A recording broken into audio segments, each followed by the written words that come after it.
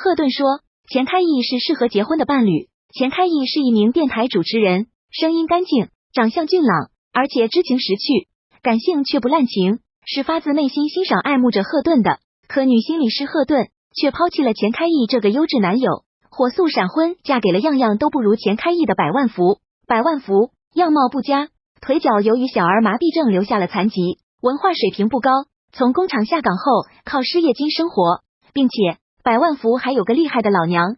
赫顿嫁进这样的家庭，难免要受婆婆的刁难。赫顿和钱开义是灵魂伴侣，两人情投意合，十分聊得来，两人的相识也很有浪漫色彩。钱开义寻找电台主持搭档，寻寻觅觅未果，直到在书店发现了声音动听的赫顿。钱开义本身是做播音主持的，对声音很敏感，赫顿一开口，钱开义就知道他就是自己在找的人。女心理师原著里的赫顿，长相普通，体型瘦小，皮肤偏黑，是个其貌不扬的女人。但钱开义不是个肤浅的男人，他赏识一个女人，并不需要她有漂亮的外表。钱开义和赫顿的合作默契感十足，赫顿专业水平优秀，思维敏捷，对很多情感上的看法都让钱开义深有共鸣。钱开义慢慢爱上了赫顿。35岁还未婚的钱开义知道自己要娶什么样的女人，赫顿是他真心想要谈婚论嫁的女人。而百万福由于学识不高，和赫顿几乎没有精神上的共鸣，两人除了吃喝拉撒，再少有聊得来的话题。百万福木讷无趣，理解不了赫顿的事业心。赫顿开了心理诊所后，百万福很无知的问赫顿，听别人说话怎么还能挣钱？甚至百万福还以为赫顿从事的是不正当的工作。钱开义见过百万福后，根本没把他放在眼里，他觉得百万福完全配不上赫顿，而他才是发掘出赫顿这块美玉的良将。但赫顿却抛弃了钱开义，嫁给了百万福。读了女心理师原著小说，才看清赫顿的用意，原来他的择偶观里藏着他难以启齿的隐情。理想大于情爱，钱开义虽好，却无法做到像百万福一样无条件支持赫顿的事业。百万福家里本来条件不好，拆迁后翻了身，坐拥好几套房产的百万福，在婚恋场上也曾挑剔过，挑来拣去的百万福错过了最佳择偶年龄。单身的女人们越来越独立，百万福的房子很难吸引到愿意嫁给他的女人。赫顿偏偏就看中了百万福的房产。赫顿出身农村，一路打拼到了大城市，成了心理咨询师。他想要追求更高的理想，难以绕开现实的压力。百家的房子地处市中心繁华地段，百亩住的房子在1楼，很适合赫顿开心理诊所用。赫顿是百家的租客，和百万福接触多了，赫顿对他有了利用的想法。女心理师原著里写道，如果让他在2个人里面任意挑一个，他当然会挑钱开义了。但是此刻看到了房子的格局，他对自己说，我知道自己该怎么办了。娶妻困难的百万福对赫顿很是殷勤，说只要是赫顿想要的东西，他都能给他。赫顿没有避讳，直截了当的说，我想要的东西在你妈那。赫顿想要的是百亩住的那套房子，为儿子婚姻大事愁白了头发的百亩，把房子腾出来给赫顿做诊所用。赫顿义无反顾嫁给了百万福。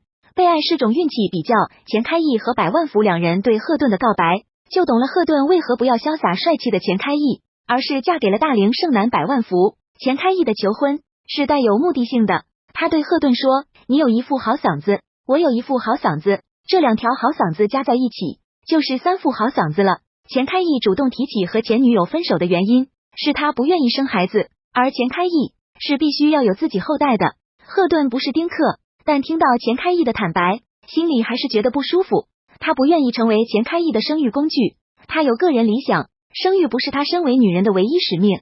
更让赫顿难以接受的是钱开义送赫顿到出租房门口后说的一句话，周末到我们家去见见公婆，之前先到我家看看，商量咱怎么跟老头老太太说。赫顿明明还没有答应钱开义做他的女朋友，钱开义已经擅自做主，安排了赫顿见家长。这种高高在上的姿态成为了赫顿临阵脱逃的主要原因之一。女心理师原著里写道，在这桩关系里，自己是被怜悯的一方，所以钱开义才在根本没有征询意见的情况下约好了到他家拜见的时间。钱开义居高临下，认为自己是在挑选赫顿，赫顿荣幸的被选上了，赫顿就只有笑脸灿烂眉飞色舞的份儿。赫顿只能感激涕零的同意，绝对不可能不同意。赫顿长相普通，又是农村出身，而钱开义是耀眼的男青年，论条件来讲，钱开义配赫顿的确绰绰有余。正是因为钱开义足够完美，他才不可避免会有优越感。他几乎没想过赫顿会拒绝他，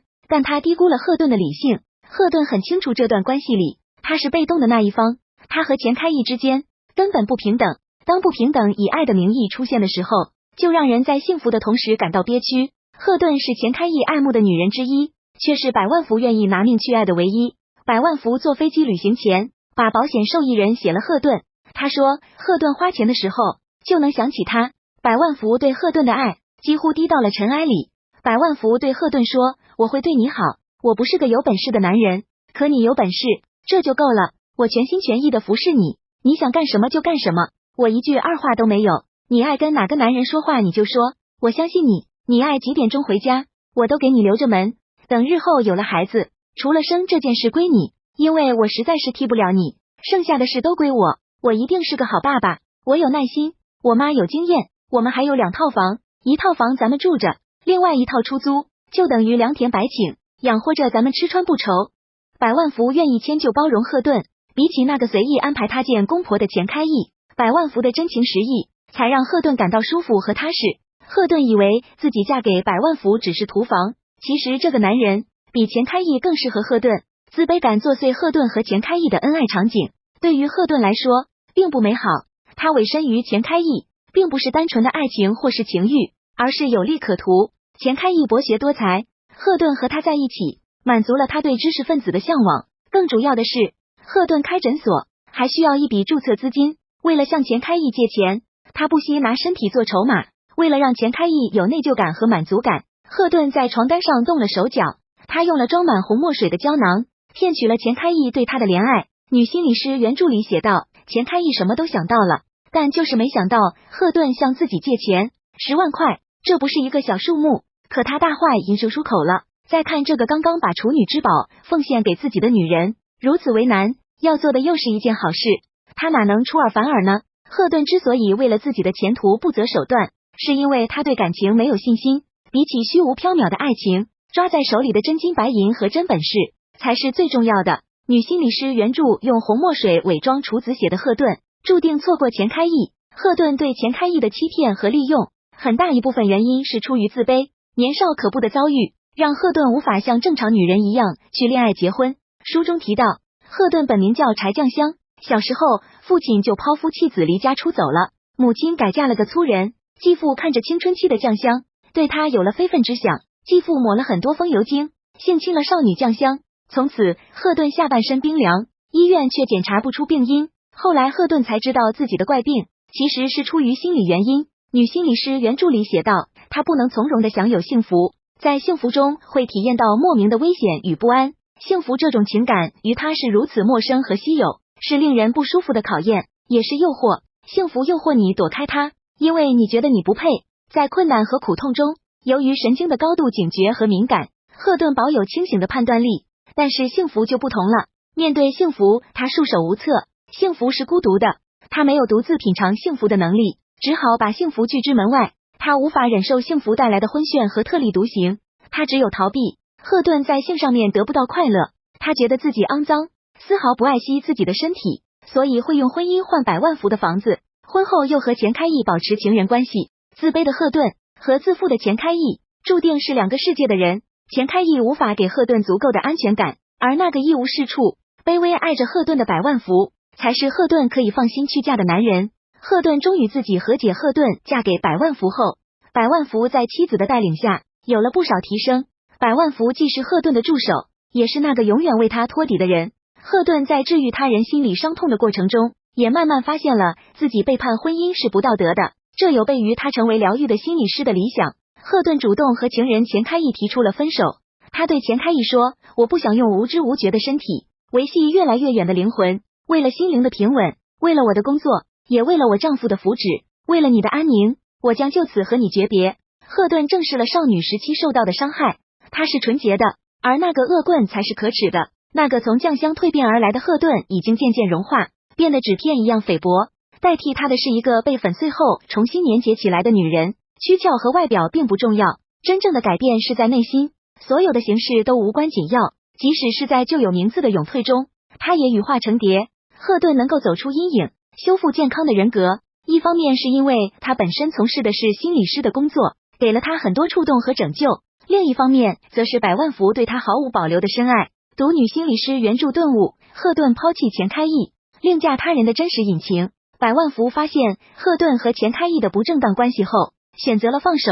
他对钱开义说：“我成全你们。”百万福对赫顿提出了离婚，赫顿没有答应。赫顿在婚前就与婆婆签下了协议，如果他与百万福离婚，他需要补偿百万福100万。可百万福撕碎了欠条，没有为难赫顿，他的大度和宽厚终于让赫顿放下了杂念，专心回归到了家庭之中。赫顿帮扶着百万福前进。百万福虽然学历不高，但并不愚笨，他渐渐理解了赫顿的事业，也成为了他最可靠的助手。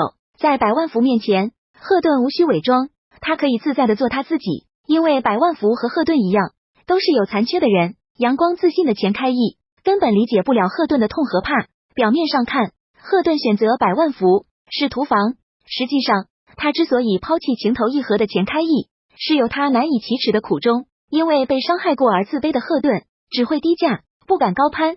他的婚姻是一种不幸，但看到百万福对赫顿的包容和深爱，才知赫顿嫁给百万福才是明智之举。